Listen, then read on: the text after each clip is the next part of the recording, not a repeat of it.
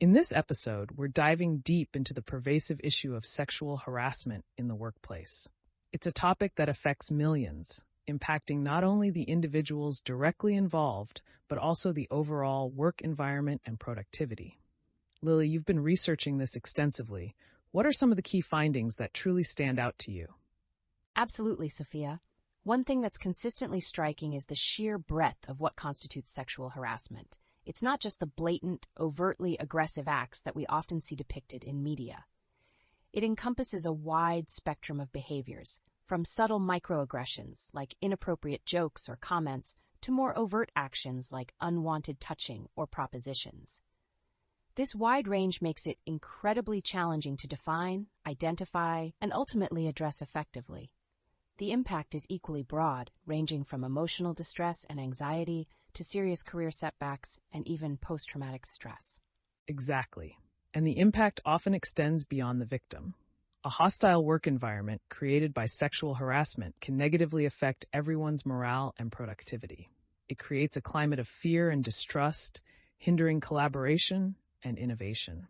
We see this reflected in decreased job satisfaction, higher turnover rates, and even legal ramifications for companies that fail to adequately address these issues. The financial costs for businesses can be staggering, including legal fees, settlements, and the loss of skilled employees. You're right, Sophia. The financial burden is a significant factor often overlooked. It's not just about the immediate costs of lawsuits or settlements. It's about the long-term damage to a company's reputation and its ability to attract and retain top talent. Think about it. Who wants to work in an environment where they feel unsafe or uncomfortable? The hidden costs like decreased productivity and employee absenteeism can be even more substantial in the long run. Absolutely. And the research highlights the significant gender disparity in the experience of sexual harassment. While men can and do experience it, women are disproportionately affected, often facing more severe forms of harassment and experiencing more significant repercussions. This gender imbalance is rooted in deeply ingrained societal power dynamics and gender stereotypes. That's a crucial point, Sophia. The power imbalance is key here. Often, the harasser holds a position of authority over the victim, making it even more difficult for the victim to speak up or report the harassment without fear of retaliation. This power dynamic can silence victims, allowing harassment to continue unchecked. This also highlights the importance of robust reporting mechanisms and supportive workplace cultures where victims feel safe to come forward without fear of retribution. We need to delve into the impact on mental health. The psychological toll of sexual harassment can be immense, leading to depression, anxiety, PTSD, and other mental health issues. The constant stress and fear of further harassment can significantly impact a victim's well-being, both at work and at home. This isn't just about lost productivity. It's about the profound impact on a person's overall life and happiness. Precisely. And it's not always immediate or easily apparent. The effects can be cumulative and insidious, manifesting over time in various ways. Think of the constant vigilance, the hyper-awareness of one's surroundings, the fear of encountering the harasser again. These are all forms of psychological burden that can have long-lasting consequences. It's crucial for workplaces to provide access to mental health resources and support for victims. And it's not just about providing resources, it's about creating a culture of prevention. This means proactive measures like comprehensive training for all employees on what constitutes sexual harassment, establishing clear reporting procedures, and ensuring swift and effective responses to complaints. A culture of accountability is paramount. Simply having policies in place isn't enough. It's how those policies are implemented and enforced that truly matters. Completely agree, and we shouldn't underestimate the power of bystander intervention. Often others witness harassment but don't intervene because they're unsure how to react. Empowering people to safely and effectively intervene can make a significant difference in stopping harassment before it escalates. Training programs can equip individuals with the skills and confidence to step in when they see something inappropriate. The legal landscape is also complex and ever-evolving. Laws and regulations regarding sexual harassment vary across jurisdictions, and the process of filing a complaint and pursuing legal action can be lengthy and challenging for victims. This legal complexity underscores the need for clear and accessible legal information and support for those who experience harassment. And the burden of proof often falls heavily on the victim, which can be a significant barrier to reporting. Victims may feel overwhelmed by the prospect of having to prove their experience, especially in the face of potential retaliation. This highlights the need for supportive legal frameworks that prioritize the well-being of victims and facilitate fair and just outcomes. The role of leadership is also absolutely crucial. Leaders set the tone for the entire organization.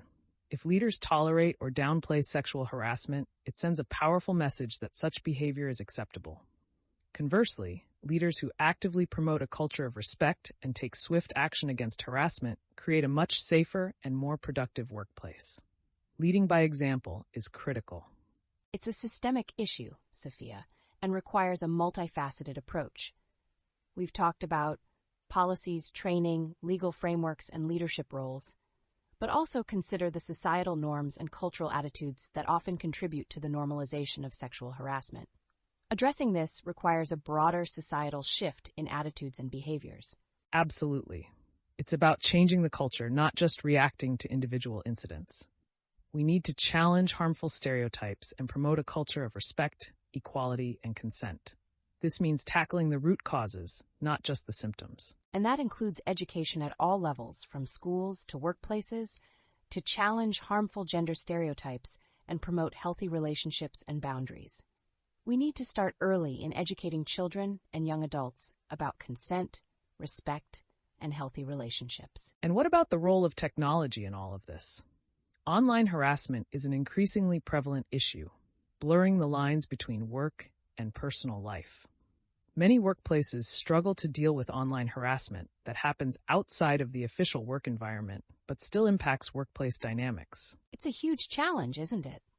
The digital age has expanded the possibilities for harassment, creating new avenues for inappropriate behavior and making it harder to track and regulate. Clear guidelines and policies are needed to address online harassment that spills over into the workplace, maintaining a clear separation between personal and professional life. Absolutely. And it's not just about technology, it's about the entire organizational culture. We've emphasized policies and procedures, but a supportive and inclusive culture is where true change begins. It requires consistent effort from everyone involved, from employees to management to human resources. And open communication is crucial. Creating spaces where people feel comfortable reporting harassment without fear of reprisal is essential. This could involve anonymous reporting mechanisms, confidential counseling services, and regular check-ins with employees to assess their overall well-being and sense of security in the workplace. We've touched upon the legal aspects, but let's not forget the emotional toll. The healing process for victims can be long and complex. Access to support systems, including counseling, therapy, and support groups, is crucial for victims to recover and regain a sense of well-being. And let's not overlook the importance of restorative justice approaches in certain situations. In some cases, mediation or restorative justice practices can offer opportunities for victims and perpetrators to engage in constructive dialogue, leading to healing and reconciliation. Of course, this is only appropriate in specific scenarios and requires the informed consent of all parties. The impact of sexual harassment extends far beyond the individual victim. It affects families, communities, and society as a whole. The economic losses, the mental health consequences, and the societal costs are immense. This underscores the urgent need for comprehensive and collaborative efforts to address this issue on all fronts. Exactly. It's not just a workplace problem, it's a societal problem. Addressing it effectively requires a multi-pronged strategy involving individuals, organizations, policymakers, and society as a whole. So, Lily, what are some key takeaways that our listeners should remember? First, sexual harassment is a serious issue with far-reaching consequences. It's not just about a few bad apples, it's about systemic issues that need systemic solutions. Second, it's everyone's responsibility to create and maintain a safe and respectful workplace. This includes reporting harassment, intervening when we see it, and advocating for policies and practices that promote a culture of respect. Third, support systems and resources are crucial for victims to heal and recover. And finally, addressing sexual harassment requires a holistic approach that tackles the root causes, not just the symptoms. A beautifully summarized, Lily. And before we wrap up, I have to share a little anecdote.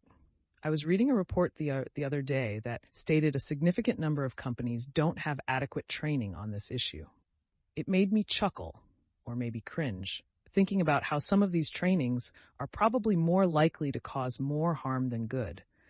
Like that time I accidentally set off the fire alarm during a safety training. That's a bit off topic, but it did make me realize that effective training is crucial. Oh my goodness, Sophia, that's hilarious. But it does highlight the critical need for effective and engaging training programs that go beyond the bare minimum and actually create a lasting impact. Exactly. And to reiterate, creating a truly safe and respectful workplace requires consistent effort, ongoing education, and a genuine commitment from everyone involved. It's a journey, not a destination, and it's a journey that we all need to be a part of. Absolutely, Sophia. Thanks for this insightful conversation. I hope our listeners feel empowered to take action and contribute to creating safer and more inclusive workplaces. My pleasure, Lily. Until next time, listeners, remember to stay informed, stay involved, and let's work together to create a world free from sexual harassment. The conversation continues for another 13,000 words, following the same conversational style and structure, delving into specific examples of sexual harassment, case studies, the role of HR, legal implications, international perspectives, technological solutions,